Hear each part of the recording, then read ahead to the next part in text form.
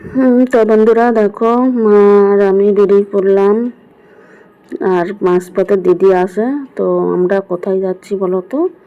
যে মায়ের চোখের চেক আপ করানোর জন্য যাচ্ছি। তো এই যে দিদি, ওর সাথেও দেখা হয়ে গেল। এবার অটোতে করে যাচ্ছি আমরা সল্টলেকে।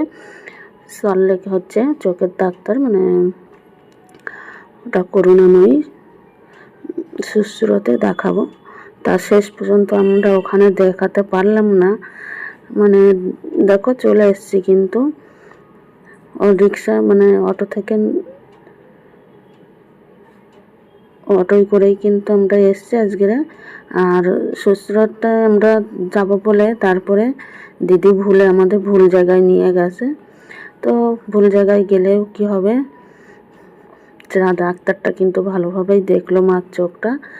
শ্বশুরাতে গেলে কিন্তু মনে হয় এত সুন্দর করে চোখটা ধরে ধরে দেখতো না, কিন্তু এখানে সত্যি খুবই সুন্দরভাবে চেক আপগুলো করালো।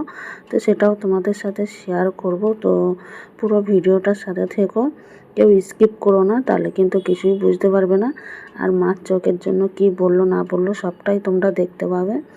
তো পুরো ভিডিওটা কিন্তু দেখতে থাকবে।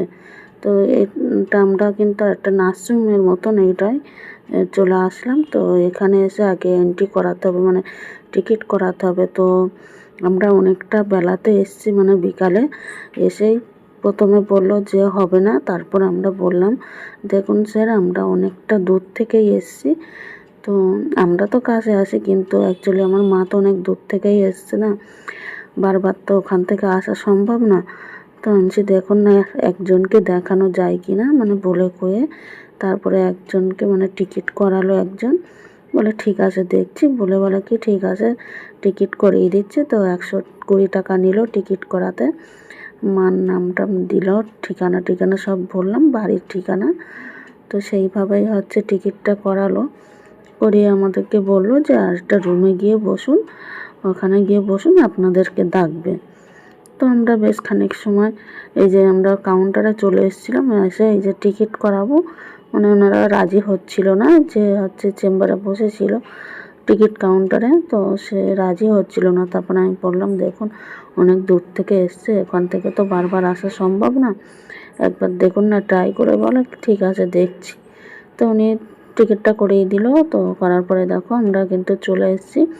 এখন কিন্তু আমরা মানে ডক্টর দেখাবো বলে চেম্বারের পাশেই চলে এসেছি।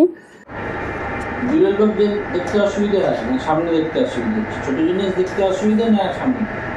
নিচে কোনো অসুবিধা নেই, এখানে অসুবিধা নেই, একটু দূরে তাকালে অসুবিধা। আমি বলছি সেলাই করার সময় অসুবিধা হয়। হ্যাঁ, সেলাই করার সময় সেলাই করতে পারেন। সেলাই করার কোনো অসুবিধা নেই, দূরের লোককে চিনতে একটু অসুবিধা হচ্ছে। হ্যাঁ।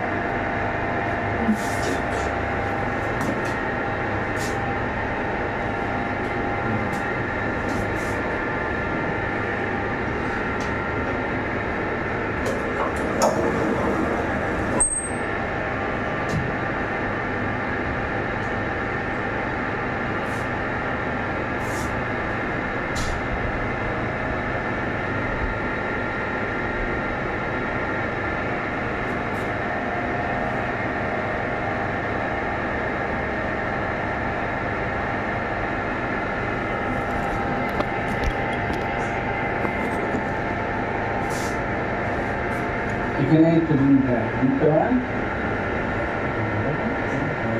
মাথাটা ঠিক আছে, একদম মাথা ঠাকিয়ে রাখবেন। আগে ছবি দেখতে পাবেন, সেই দিকে তাকিয়ে থাকবেন, ছোট মোবাইল ছবিটা দেখতে মনে নেই। যেমন চোখ আছে তেমন নড়বা না।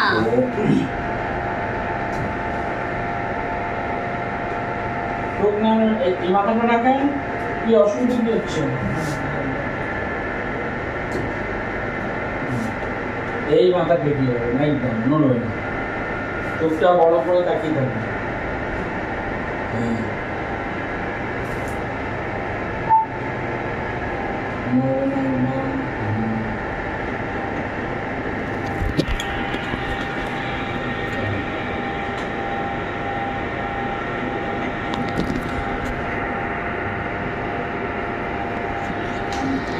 দিলেও দেখতে পারেন না, কাছেও দেখতে পারেন না। ছেড়ে দিন। কাছেও ছোট জিনিস দেখতে পারেন না, ছোট বানাতে পারেন। সুতো খুব কম করাতে গেলে ওই সাদা পেজের উপরে নিয়ে তারপর সুতো। এরকম সাদা কাগজের ওপর নিয়ে তো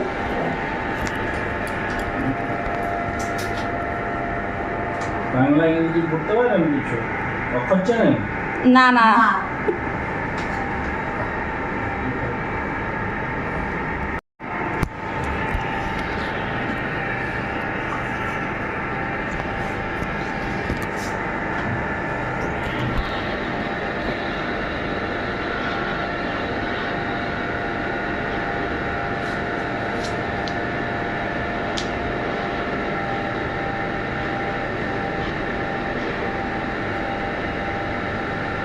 এই যে লেখাটা দেখা যাচ্ছে না, তিনটে রানী মুখ আছে, হ্যাঁ। কোন দিকে খোলা?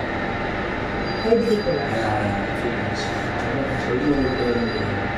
মুখগুলো কোন দিকে খোলা বলতে হবে, ডান দিক, বাঁ দিক, কোন দিক? হ্যাঁ, না, এখন বলতে হবে না, আমি যখন জিজ্ঞেস করি।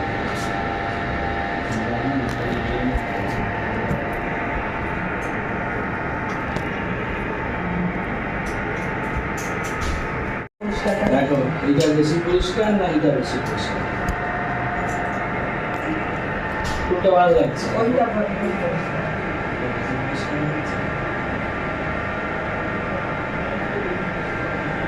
ঢাকা দিয়ে যে দেখি, দেখো এটা তোমার ডান চোখ, হ্যাঁ, ডান চোখে যা দেখছো এখন ভালো না, এটা দিকে বেশি ভালো, কমে গেল একটু,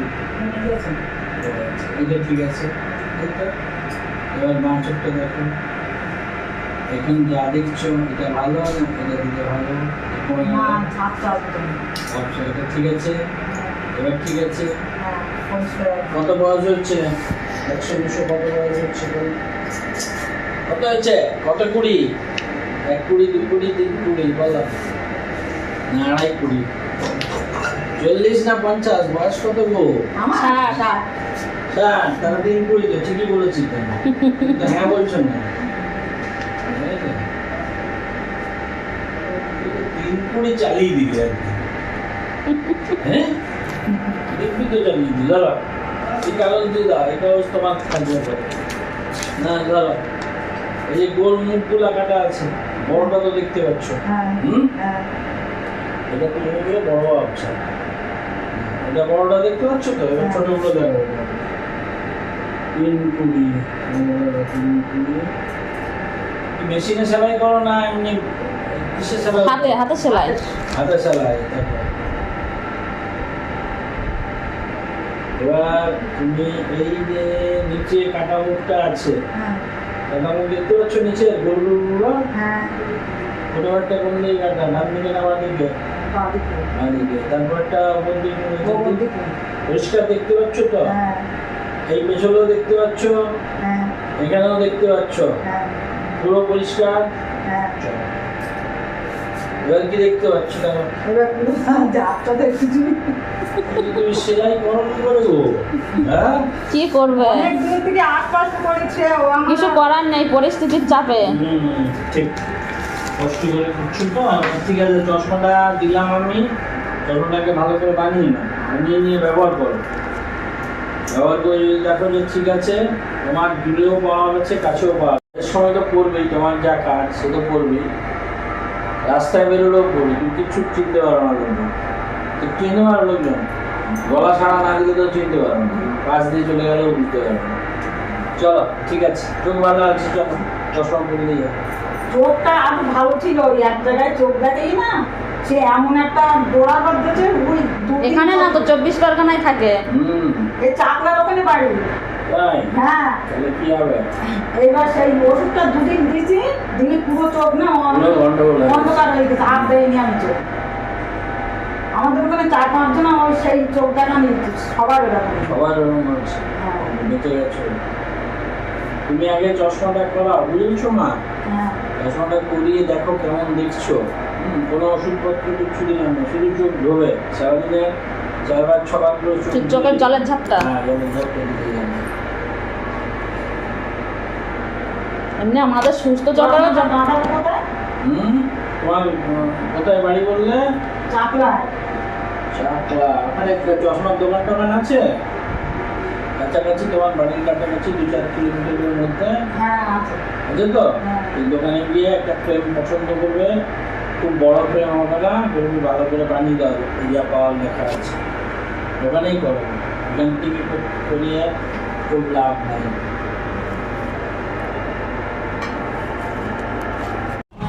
মিশানেরও তো ওখানে দেখানো হয়েছিল। তা ওই ডাক্তারটা অনেক সময় ধরে রেখে দিচ্ছে।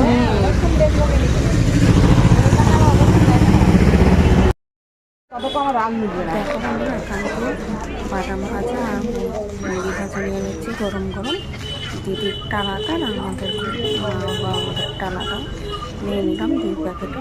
ওইটা নে। তারপরে আগে কিন্তু কি আর সেই রবিবার অবধি থাকো, রবিবার সেই সোমবারে যাবে। রওনা হবো, মানে বৈশাখীর খেয়াটা পার করে এক অটো ধরে আমাদের বাড়ি। তো এই যে বৈশাখীর খেয়া ব্রিজ, এটা পার করলেই তারপরে কিন্তু বাড়ির দিকে রওনা দেবো। তো আজকের ভিডিওটা তোমাদের কেমন লাগলো লাইক কমেন্ট করতে কিন্তু ভুলো না, ভালো লাগলে শেয়ার করে দিও। আর দেখা হবে কিন্তু তোমাদের সাথে নেক্সট কোনো ব্লগ ভিডিওতে কিংবা রেসিপির সাথে। তোমরা ততক্ষণে সবাই ভালো থাকবে, সুস্থ থাকবে। আর তারপরে এপারে এসে দেখো এই চপের দোকানটা, এটা অনেক দিন পরে আসলাম। তো বৌদিটা জিজ্ঞাসা করছে যে তুমি আর আসো না কেন, কাজে যাও না? আনছি আমি তো কাজ করি না, আমি তো কোনো দিন কাজ করিনি। বলে সবাই যে আসতে আনছে, ওটা আমাদের স্কুলে মিটিং থাকতো যখন, তখন সব গার্জিয়ানরা এক জায়গায় হতাম আর তখন সবাই মিলে আসতাম। এই হচ্ছে কথা। তো চলো আজকের মতন টাটা, সবাই ভালো থাকবে।